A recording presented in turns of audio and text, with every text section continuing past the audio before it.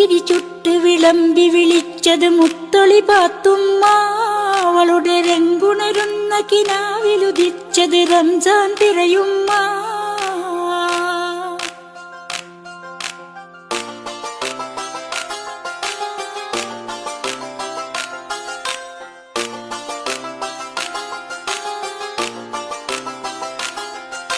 ഇമ്പമഴയ്ക്കൊരു ചേമ്പില തലയിൽ കമ്പൊടു കുടയാക്കി അവനുടെ വമ്പിയലും വരത്തും കാത്തിക തുമ്പിപ്പാത്തുമ്മ.